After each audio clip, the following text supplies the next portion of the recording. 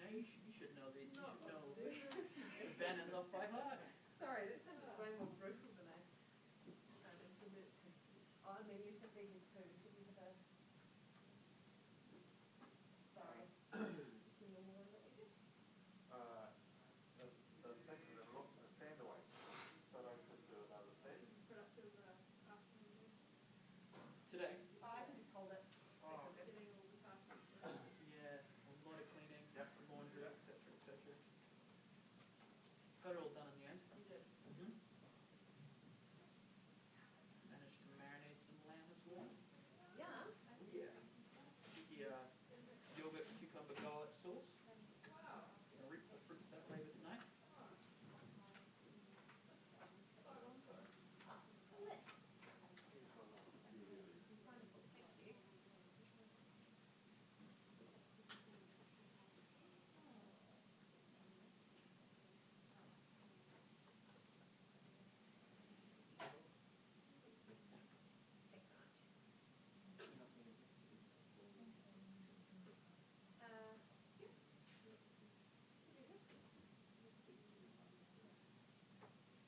Yeah, I think I can move on again.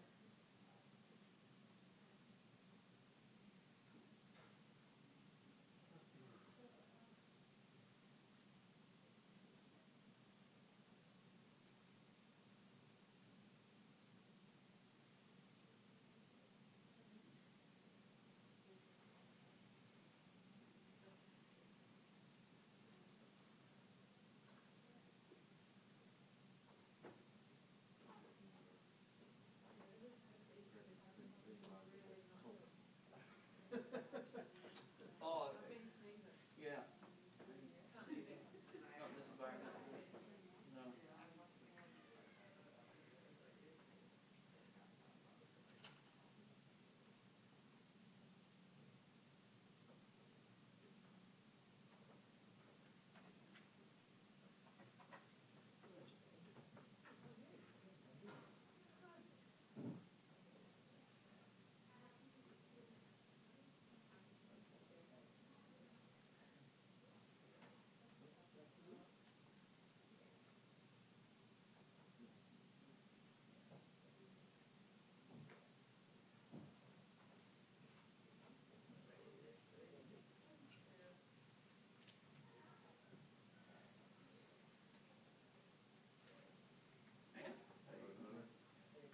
Really? Oh, yes. There is one in the middle. Yeah. When the can will be in? The kids.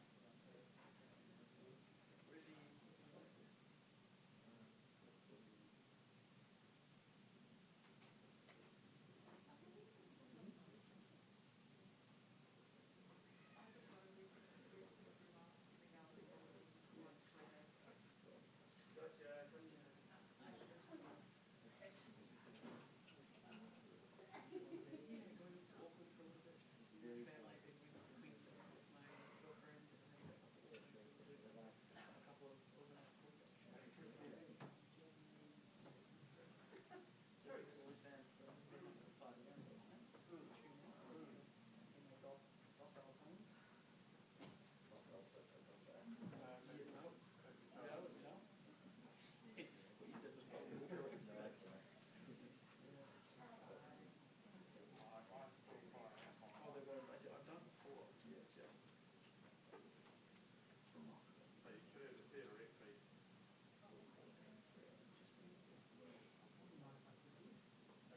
No, no, go for it.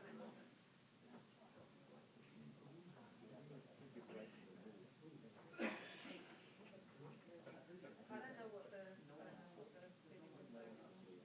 Maybe it will be here. all right.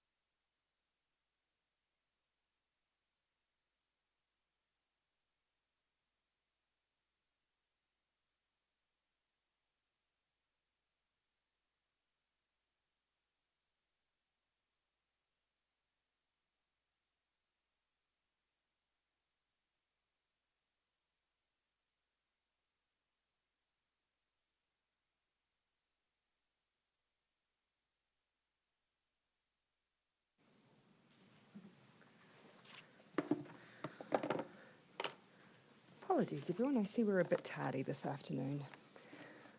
Well, kia ora koutou katoa and good afternoon. Today, Cabinet undertook its first review of the new COVID-19 protection framework, which came into effect roughly 10 days ago.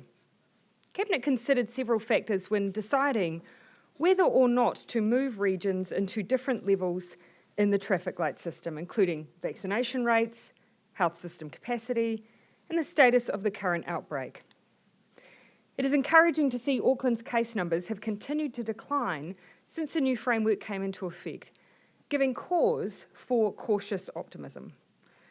The 7-day average number of cases in Auckland as of Friday was 113 a day, compared to 126 the week prior and 179 the week prior to that, all lower than the 200 cases a day that modelling suggested in early November. This lower number of cases in Auckland is good news for all of us, as it reduces the risk of the virus spreading outside Auckland once the boundary changes on Wednesday. We currently have 61 people in hospital, 4 of those in ICU or the high dependency unit. Case numbers, new hospitalisations and new cases in ICU are all running slightly under the levels predicted. The R rate, which is indicative of the pace of spread, slowed to under 1 for the first time in several months on the 1st of December. Over the past 2 weeks, our vaccination rates in total have increased more than the previous 2 weeks, and as a country, we are now just 47,527 vaccinations away from hitting 90% fully vaccinated. So as I said last week, we should hit that milestone in the middle of this week. But there are other factors we must also keep in mind. Firstly, that we have long said we want to see good vaccination levels across all parts of the country. Those areas outside of Auckland that are in red, for the most part, won't reach rates in the mid to high 80s till the end of December.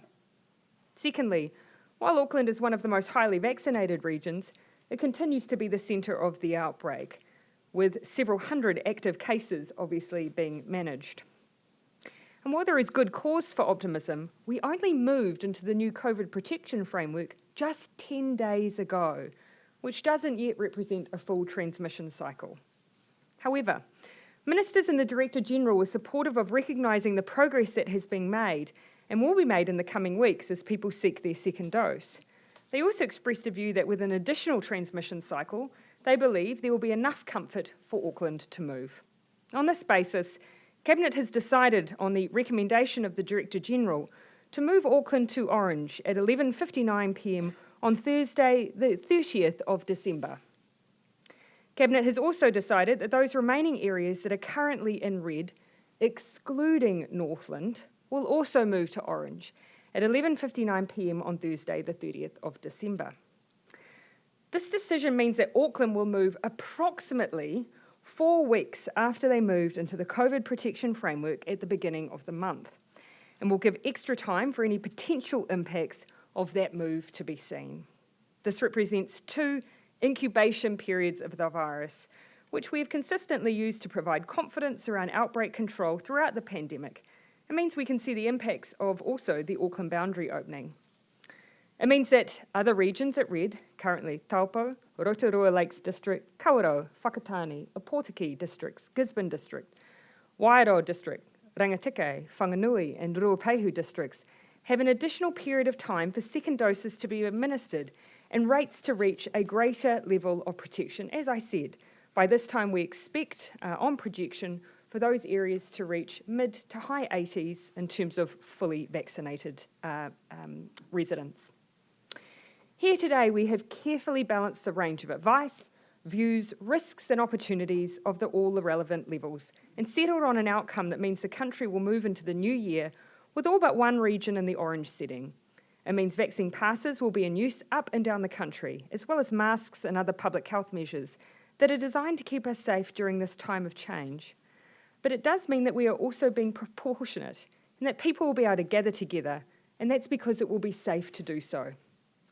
I do want to acknowledge the huge work that is being undertaken in Northland and the enormous progress that is being made there too.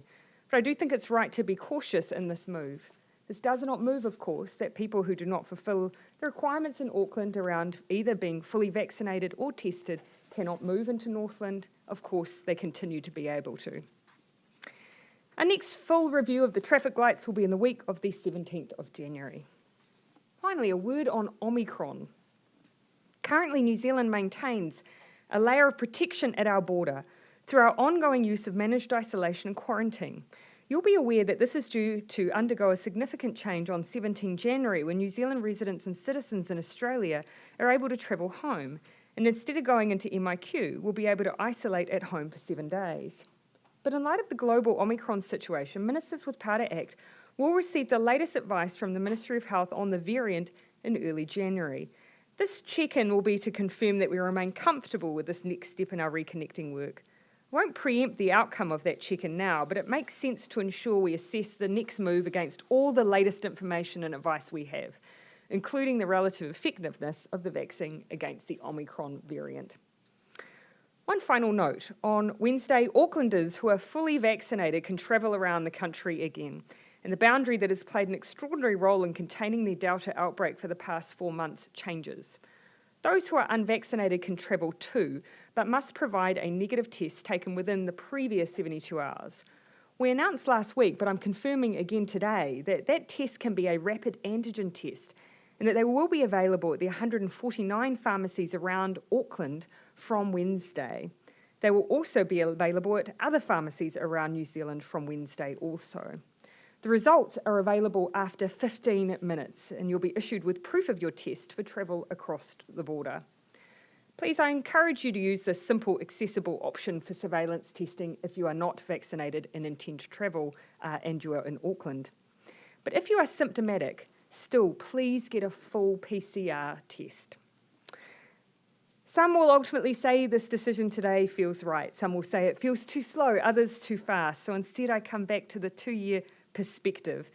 For the second year in a row now, we finished the year with measures that matter, the lowest cases, hospitalisations and deaths in the OECD, and an opportunity to have a summer break with comparatively low rates of COVID-19.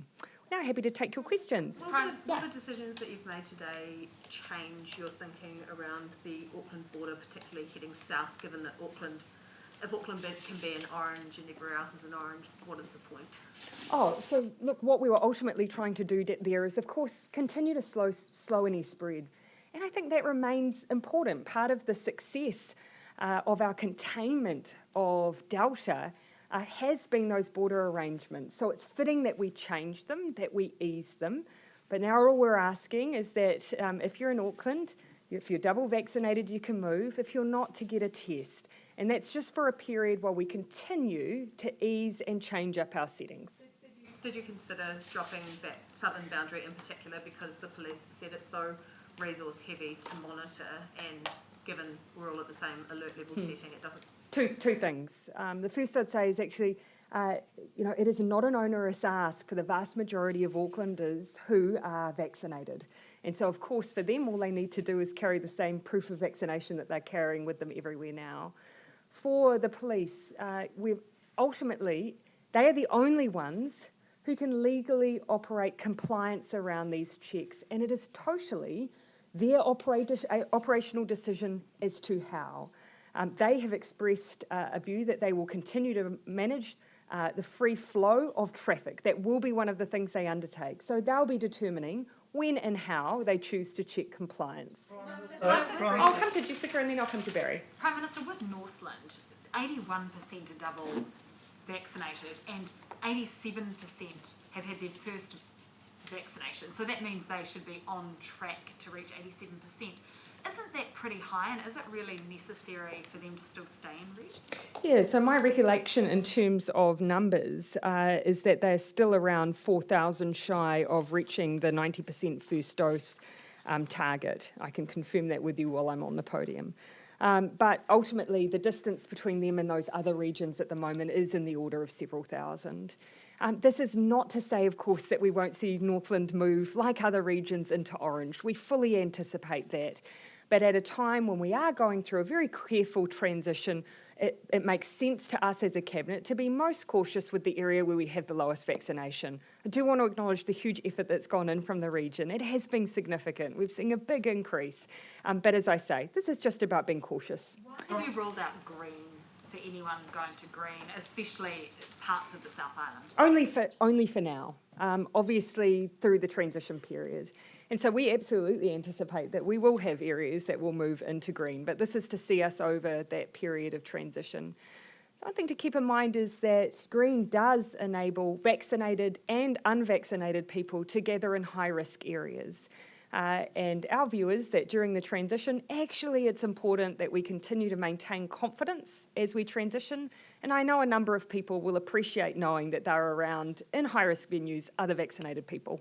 Prime Minister, Gary. can you give an assurance to Aucklanders who want to travel north of the border on Wednesday that not every car is going to be stopped by the police? Certainly, that's certainly the implication from the communications I've seen from police. Their goal is to continue to maintain the flow of traffic. So in the way that you see them operate other compliance checks, I imagine that they'll be undertaking a similar approach where they'll be compliance checking, but also essentially ensuring that we don't have a large hold-up of vehicles. Te Tai Tokerau say that every Ultimately, car, it's operational, though. I should add that it is ultimately operational, so I won't be dictating how they undertake them. But Te Tai Tokerau are saying that every car should be stopped. They're quite categorical on that. Well, first thing, police will operate the checks. They've already put out official statements on how they intend to operate them, and you can see from that they will be taking into account traffic flow. The other point is checkpoints can only be legally run by the New Zealand Police. So yes, they can have others in support of those checkpoints or those compliance checks, like the New Zealand Defence Force, like community wardens, like Māori or Pacific wardens. But police ultimately are the ones in charge and must be present to manage those compliance checks. Are you aware of police being dispatched to Gisborne to set up roadblocks there? No, and nor would I have an expectation of that. Ultimately, though, the way that the police choose to operate over summer barriers is ultimately up to them. You'll remember, of course, that there are often different pressures on police over a summer period. We'll all remember a period when the Coromandel became a very busy place for young people to congregate, and the police made operational decisions about deployment at that time too. These will be decisions made by the police, but again, the only place where we've set an expectation around compliance checks is around the southern and northern part of Auckland. People want to get to Northland. I'll come to Henry and then I'll come to Jason. Is it just a numbers thing with Northland versus Tairāwhiti? Because obviously Tairāwhiti is also at 81% second dose, similar to Northland, but it's a smaller DHB. So is it that they have fewer thousands to get through? Yeah, so on rounding, Tairāwhiti's at 90% at the moment. They have 171 individuals. Yeah, on Northland it's over 4,000. So a number of factors we take into account, but vaccination was significant in those factors and in deciding that Northland will just hold for now.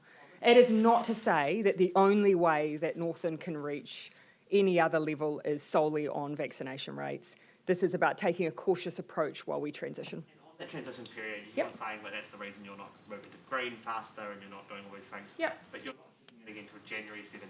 That's a month and a half after. Keep in mind, though, of course, that all...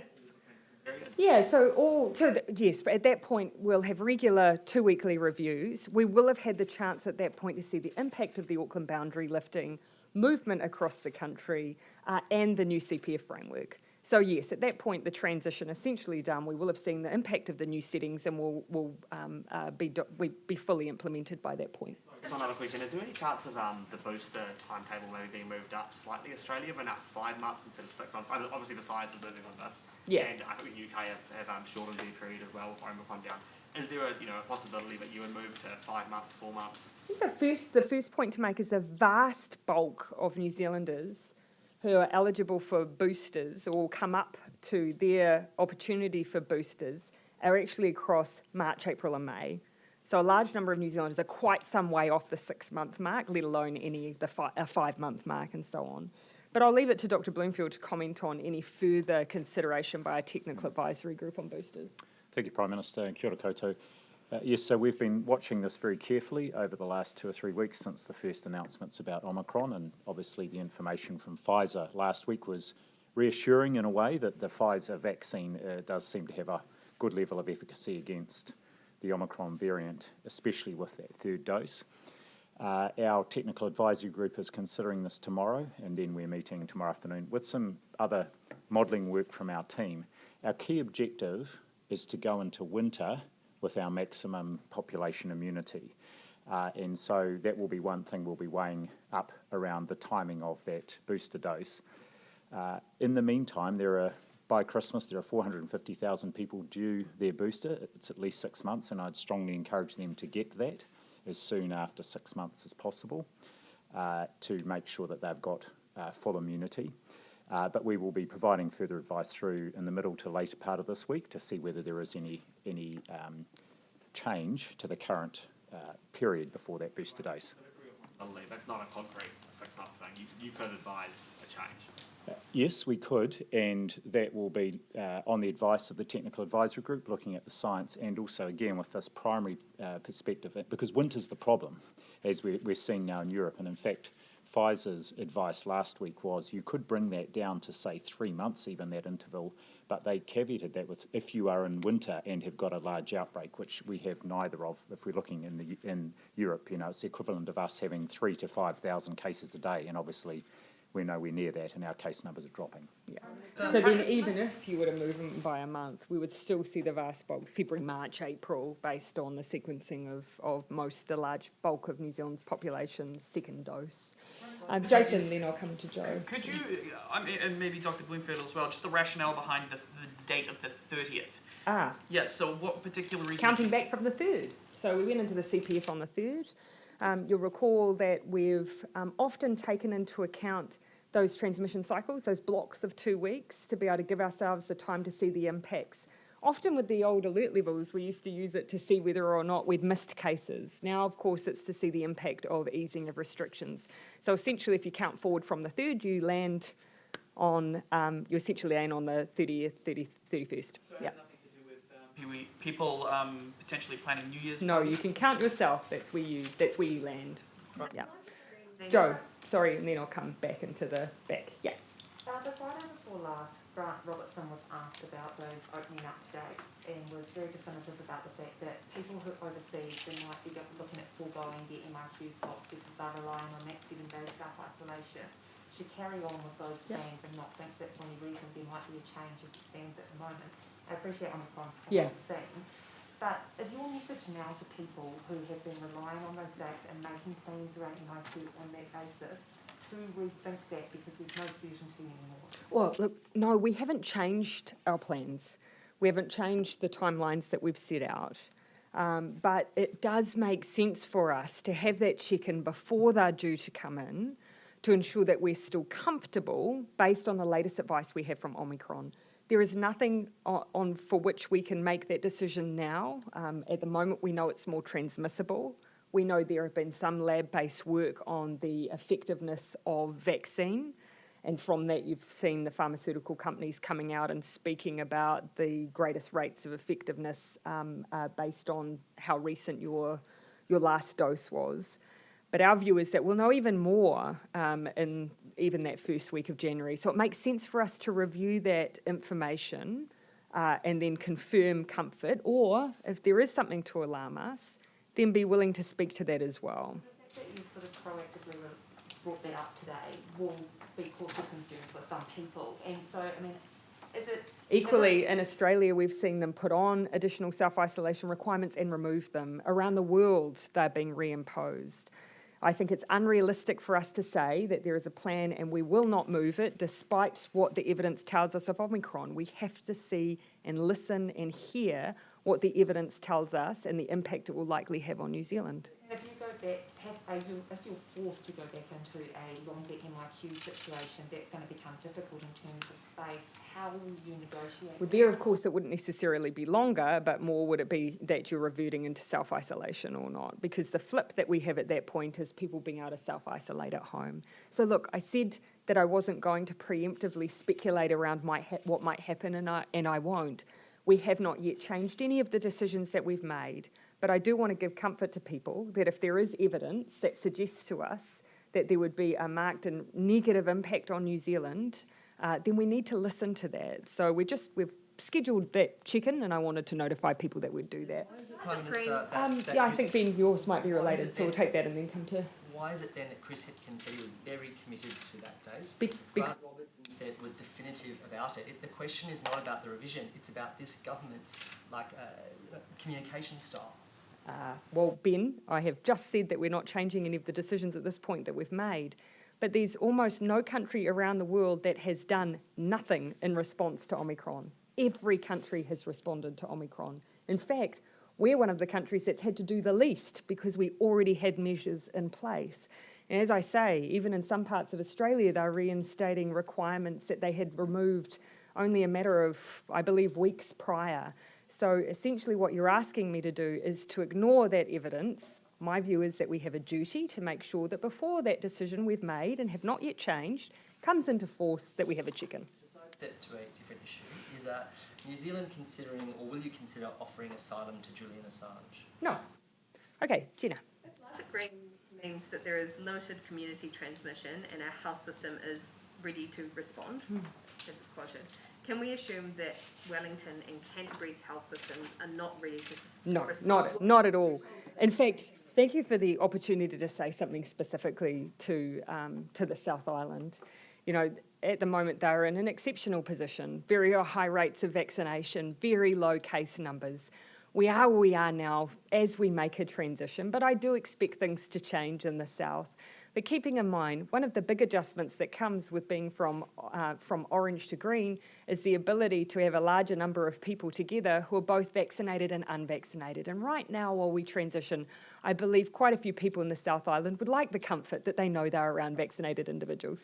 Given that green is of greater significance to unvaccinated people, are you keeping those low-risk areas in orange as a tactic to encourage vaccination? Not at all. Not at all. We designed a system that would allow some flexibility at every level. And so even at orange, you have some flexibility safely because we substitute vaccine passes with other public health measures, and we've deliberately designed it that way. There are businesses, though, who are suffering from lower patronage because they're not at green, though. So did that not factor? Sorry, but would you mind giving me some examples? Of having both unvaccinated and vaccinated people coming in if you're a hospitality But they have the business. ability to operate at full capacity with vaccine passes. So there is an option at Orange where people can be fully operating open with as many people as their facility is able to contain as long as they're using vaccine passes. So is this a commitment that the South Island and sort of very high vax regions will go green on January 17th? It's a recognition that they are very well placed to, but we are in a transition, and I definitely get the sense that there'll be understanding of the balance we're trying to reach here as we move into the new framework. Yeah, in the front, Thomas. We reported over the weekend the senior Taliban official has considerable connections to New Zealand. Are you aware of this man? Has he been a feature of your national security briefings? I've seen the media reports, and I'd say, as is the case with any issue that has national security implications, I won't comment on the specifics. But as you would expect, we take our international obligations seriously. And any New Zealand citizen or resident who is affiliated or associated with an organisation who is listed as a terrorist entity can be expected to face the consequences of New Zealand's legislative framework. Is that to say that if he were to return to the country, he might be arrested? Or? Again, I'm not going to get into specifics, but that's a general statement that you can expect that we would apply our international obligations and take our international obligations seriously. It's not entirely unheard of for you to talk about individual cases of people. I try to avoid getting into hypotheticals with national security issues. I'm not going to comment on the specifics of the case, and you know that's not unusual. Would you remove his citizenship? Again, I'm not going to get into the specifics of the case, Thomas. Yeah, down the back, sorry. Okay. Some of the early advice on the vaccine certificates and the traffic light framework envisioned that they would only be required in a narrower band of settings, just for high-risk ones and not for hospitality. Large gatherings in the beginning is my recollection. And why the change to broaden that out? Because a good question, because there was a view that we would be able to therefore give greater certainty around businesses remaining open in outbreaks if they were used in a wider range of settings. Some of that advice also looked at whether this would be a temporary or an ongoing measure, and seemed to lean in the earlier stages towards it being temporary. Do you have an idea of whether you might see the traffic light system change to use vaccine passes less if we reach higher vaccination rates? Yeah, and yet you then have the challenge of ensuring that people are up to date with boosters, and they have the potential to provide an extra way to ensure that people are taking up their boosters, because it does appear that they are going to be material to keeping people well and community safe in the future. It's fair to say as well that when we were considering in the early days, and no set decision was made around the idea that they would be removed at any point, or indeed the CPF framework no longer in existence, because we are still learning from what's happening overseas. And you will have heard me comment a few times that those countries who have removed them, the likes of Denmark in August, have recently reinstated them. Germany's trying to step up their use. Of course, they remain in place in Italy and Spain. So we do see that those who have moved away have then gone back to them. Does it sit easily or heavily, I guess, with you? Just the notion of the traffic light framework and separating out, without sort of... Yeah, well, actually, I'd go to the little discussed element of the framework. You won't find many countries in the world that have created a way of using vaccine passes, or a framework for vaccine passes that give you options to operate differently as well. We have tried to do both, and very few places have done that. We've tried to do both carefully and safely, though, so it does mean you have lower numbers of people. They are required to have different public health measures, but they do exist, and it was because we were trying to create a system that allowed us to acknowledge that there will be people who feel very strongly, and if they're going to maintain those views, how do we keep people safe in the meantime? Minister, what's your advice to tourism businesses and people living overseas about whether there's any chance that they won't have to self-isolate next year? Because Stuart Nash apparently told some tourism businesses that all through next year everyone would have to self-isolate. Well, it's because we haven't at this stage removed the self-isolation requirement, but we have, of course, indicated our intent for managed isolation to be the sole place that you can carry it out. So, of course, for those, we have sequenced it. For those who are double vaccinated, for those who then have a pre-departure test, we've moved first with Australia, then with the rest of the world for New Zealand citizens or residents, and then we've looked to move through other visa classes beyond that. But at this stage, we haven't carte blanche said, and here's a date when self-isolation requirements are removed. And you can currently see in the world why that is. In August last year, when we were announced the Reconnecting Plan, we always said we were going to continue to use tools to keep our domestic restrictions as low as possible. By having self-isolation, it means that we have a better chance of having fewer restrictions in our day-to-day lives. And we've always tried to balance up the two, whilst getting rid of the bottleneck at our border. So are you saying that it's unrealistic to expect that there would be a relaxation of self-isolation? Not necessarily, but you've seen us express the higher bar, whilst of course we all, with cautious optimism, look forward to the future with the hope that we'll be able to remove those. But our view is that we always want to be able to give as much certainty, and at the border you don't want to yo-yo, because you've seen countries around the world doing that at the moment. That's why we've said we'll move forward cautiously, but at this stage we haven't said when the self-isolation requirement will go. Just on another matter, today we got fresh house price inflation figures, still over 25%, and you were quoted on the weekend as saying some sort of lowering of either house prices or house price inflation would be okay. You talked about 1 or 2 years. If prices went back to where they were just before COVID, that would be a 27% fall in prices. Do you think we should have a... But of course you see in 1 year the significant increase even just against 1 year. So if you had a fall that would take us back to where we were maybe even 12 months ago. I guess the point that I was making is that between the two things that are being argued here, no one wants to see our housing market crash. It still represents the single biggest asset that most New Zealanders will own. It so happens we want to expand the number of New Zealanders, though, who are able to access that market. With house prices increasing in the way that we have, that is unsustainable and is locking people out of the market. So what we are trying to do is, of course, as you've heard me say many times before, use all the tools that we have available to us, whether it's changing or impacting on demand for investors by the changes we've made to our tax settings to encourage people to invest in the productive economy instead of the housing market, supporting first home buyers as much as we can with first home buying products, and also increase supply. So those are all the levers that we're trying to pull to try and balance those two competing issues. How is affordability going to improve if there is no prospect of a fall in prices? Well, of course, you've heard there's a lot of speculation about what's going to happen in the housing market over the next period of time. Time will tell whether or not those predictions end up being the case, but already we've seen first home buyers now making up 26% of the market versus the prior 22%, and CoreLogic predicts that we will see some heat come out of the market.